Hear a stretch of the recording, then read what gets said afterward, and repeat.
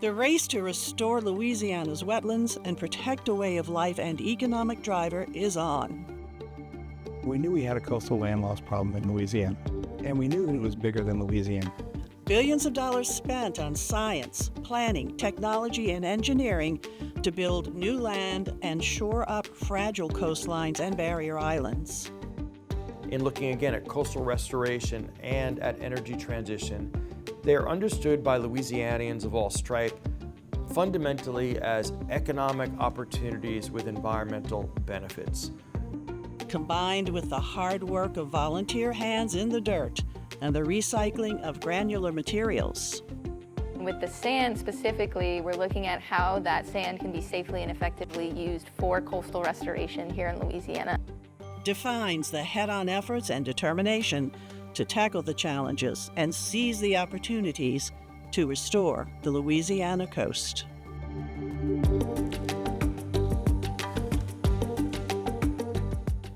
Hello, I'm Marcia Kavanaugh. In this edition of our continuing series about the Louisiana coast, we will look into how coastal restoration efforts range from multi-million-dollar engineering projects to the sweat and toil of volunteers working to restore our cypress forests, grow oyster reefs, and replenish needed sand through recycling. There's no disputing the fact that the threatened Louisiana coast has created serious challenges for us here in South Louisiana. More than 2,000 square miles, the equivalent of the size of Delaware, have been lost. But there is a strong willingness to confront the problems. People want to stay home, not be pushed away by the forces of nature or rising insurance costs.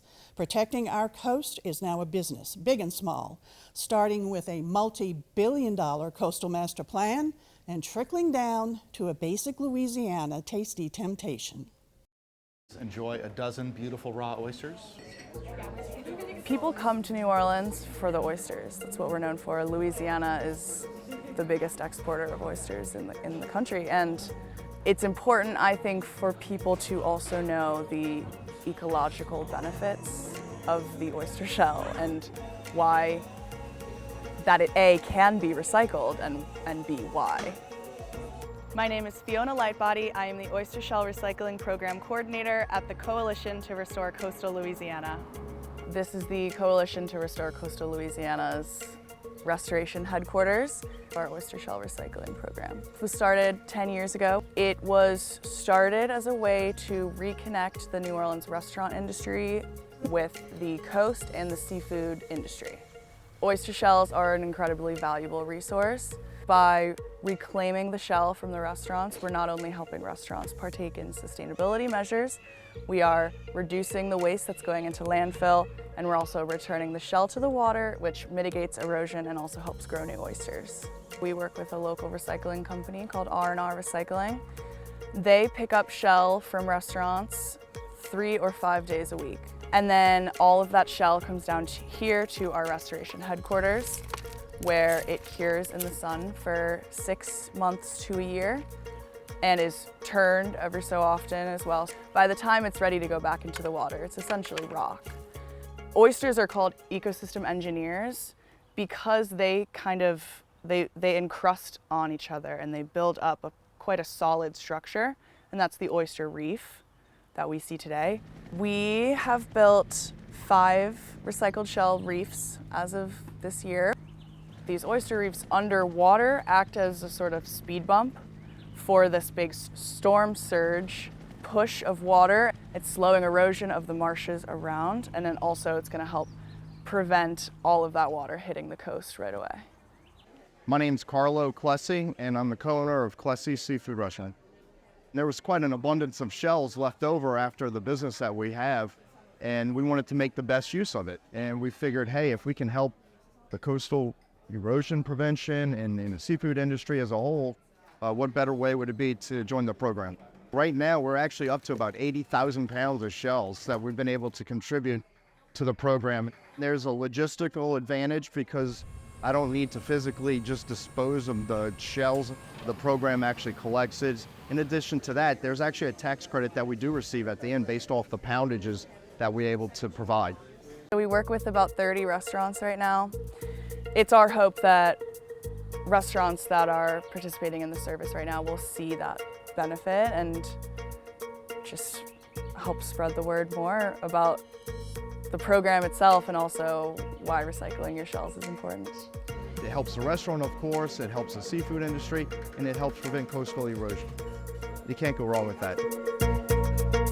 From the benefits of oyster shells to multi-million-dollar coastal engineering projects, Louisiana and its residents have taken the threats to the coast and way of life very seriously. Since adopting the first coastal master plan in 2007, more than $21 billion has been spent to complete projects to benefit 87 square miles, improve levees, and restore barrier islands. The state's fourth coastal master plan, approved in 2023, details projects for the next 50 years at a cost of $50 billion more, which some say is providing a global model to other threatened areas. My name is Steve Matisse. I'm the Global Practice Leader for Coastal Restoration with Stantec. Matisse, a Louisiana native, now a global coastal consultant, played a part in the early days of the Louisiana coastal restoration effort. When we first started out way back when, we knew we had a coastal land loss problem in Louisiana, and we knew that it was bigger than Louisiana. We were thinking that our issue was maybe $100 million, not a multi-billion-dollar problem. And we thought at that time that we could save the coast. We could put it back the way it was. But I got to tell you that since Hurricane Katrina, things have changed dramatically. As devastating as that was for us in the city of New Orleans, the world's focus became New Orleans and how are we going to survive.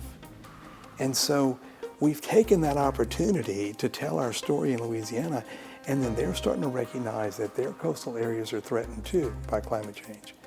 So everyone in the world is saying, where do I get that project experience? Then they look to Louisiana and say, what did you do? Tell me about your shoreline restoration. Tell me about, your hydrologic modification. Tell me about the things that you guys did to help save the coast. We know you're not there, but you've got a master plan that no one else can touch.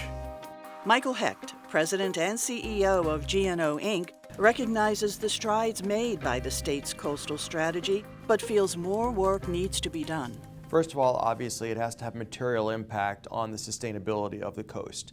And to some degree, we don't know yet whether we're going to do that, because this is an unprecedented experiment in terms of its scale and in terms of its complexity.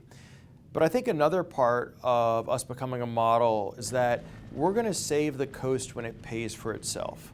In order for this to be sustainable over time, it's going to have an economic rationale. It can't be supported from ever by things like the BP settlement or just government subsidy. If we can not only save ourselves, but be seen as the experts for the whole world in terms of our engineering, in terms of our building, in terms of our consulting, then we really have an economic model. And that's going to allow us to have the cash, again, to save ourselves, but also create economic opportunities.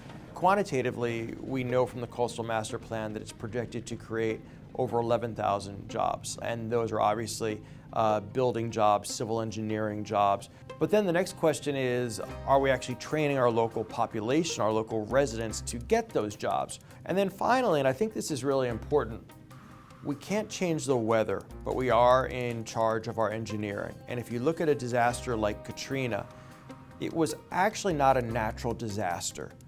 Because let's be very clear, Katrina was an engineering disaster that occurred when all the outfall canals, the drainage canals in New Orleans, the Mr. Go, reversed, and then the T-walls were under-engineered. So if we can learn to think now about how to build smarter, how to prevent harm to people and property when we have these natural events, then we will become truly resilient. And then the world will beat a path to our doorstep in order to purchase our engineering, our consulting, our building, because rising sea levels and weather volatility are a global phenomenon. We just happen to be kind of the wet tip of the spear. I remember when I started out, I had lobbyists because I would get real fired up about the coastal, and they told me point blank that coastal land loss would never be an issue on a statewide election for Louisiana. No one cared.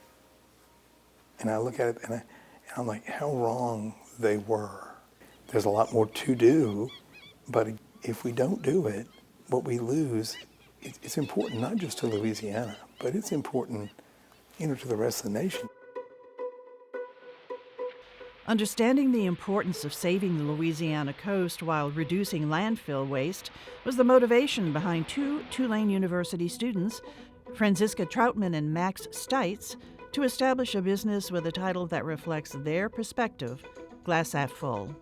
In 4 short years, it's grown from a backyard operation to a major recycling company in the New Orleans metro region, creating a product needed for coastal rebuilding, sand. Glass Half Full started, like most good ideas, over a bottle of wine.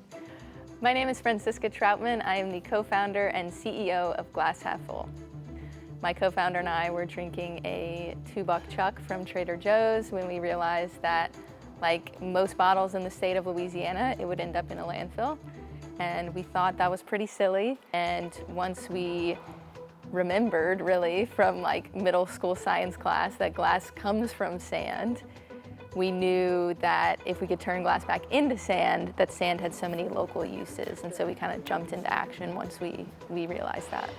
Things happened really quickly when we started. We were seniors at Tulane in 2020, right before COVID hit. We had started collecting glass from neighbors and friends around the uptown Tulane campus, and we were bringing it all back to a backyard on Broadway Street, where we had this really small machine. We were crushing 1 bottle at a time.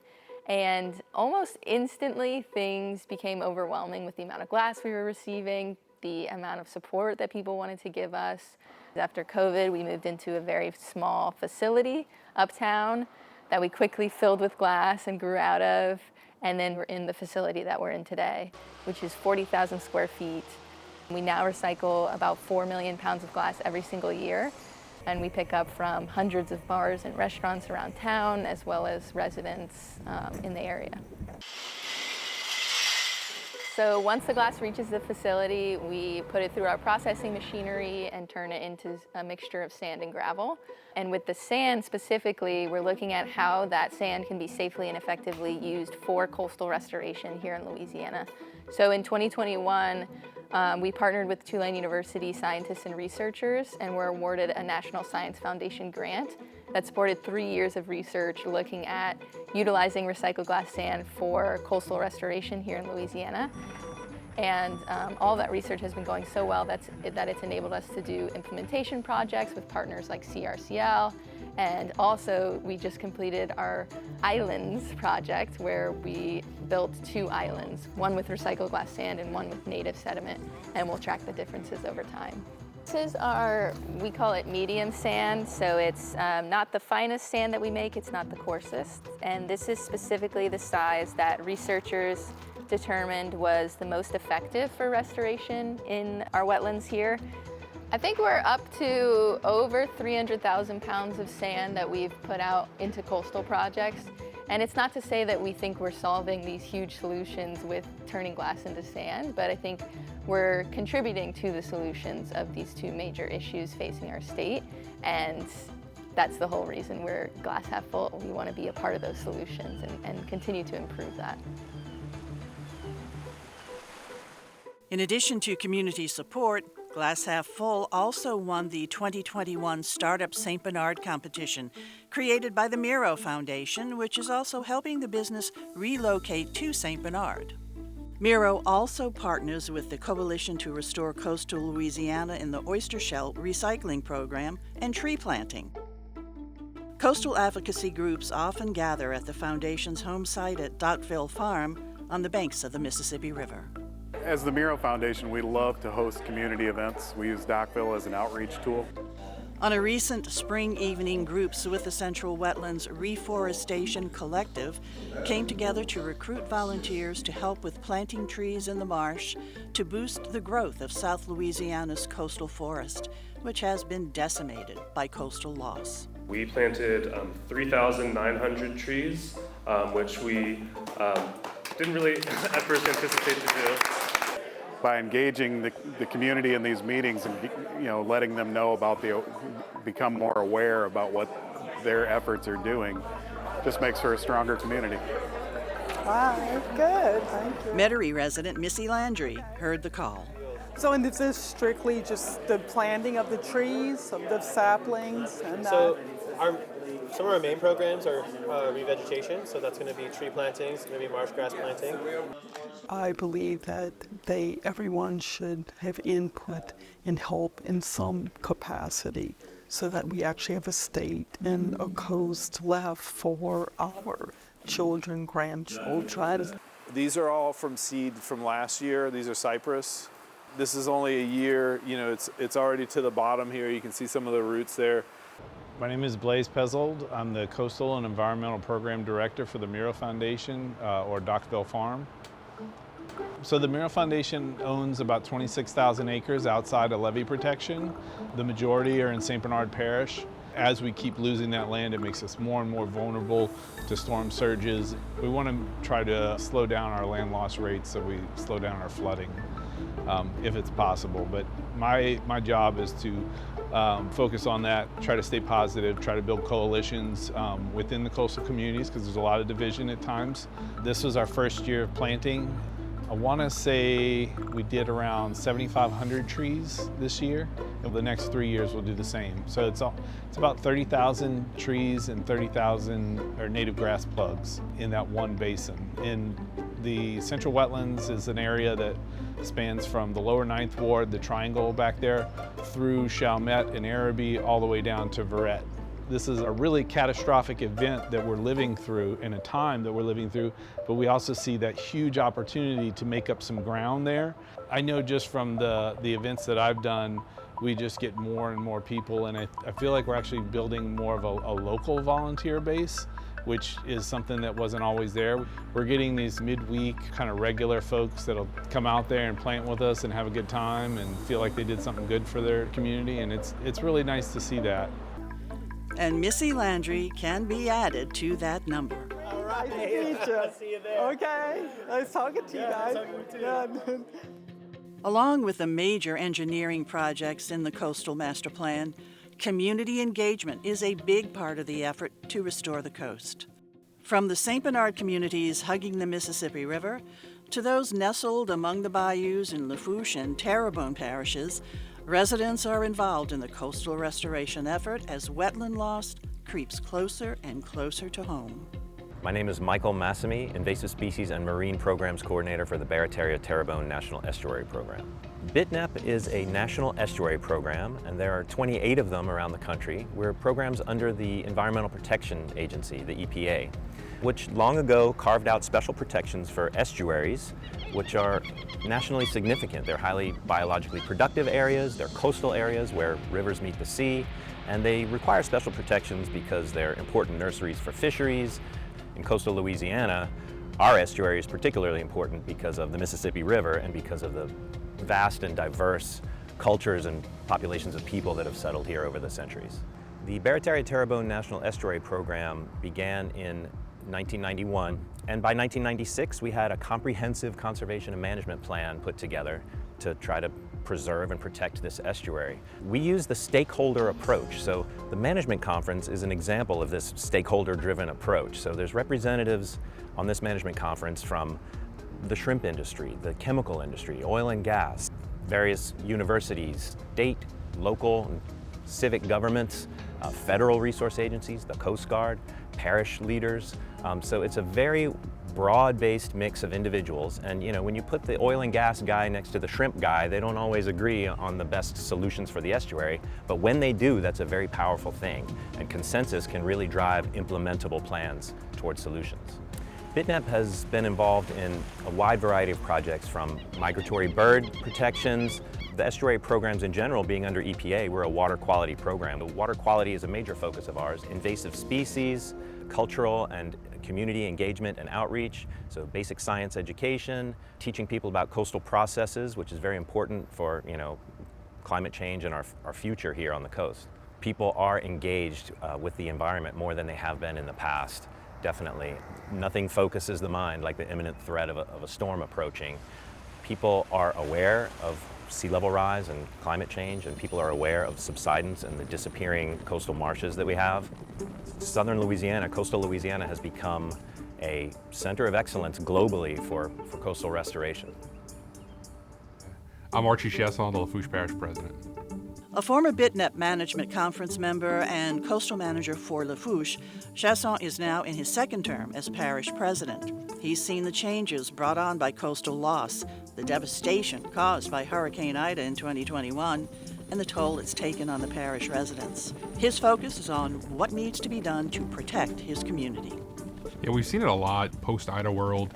We lost about 110 square miles of real estate because of Ida. For a lot of years, we have taxed ourselves in Lafourche to build our hurricane protection system, especially in Lower Lafourche and South Lafourche. So everything we can do to put anything back around that levee system and further beyond that is really where the focus is. We also put an intense focus around Port Fourchon. For us, the port is our economic driver here in Lafourche Parish. So it's protecting that asset as well is a key struggle for us, making sure that the barrier islands around it reduce storm surge, reduce those wave actions, and then working with the port to actually do some beneficial use as they continue to dredge the port, to get to deeper depths, to expand their opportunities. How do we put that material to the best use, not only protect it, but just also re-nourish nature? Land loss has also meant some population loss for Lafourche. So we saw about a 7% loss because of Hurricane Ida, but we've seen a tremendous shift northward to get away from, rising insurance rates and things like that are driven by the coastal land loss.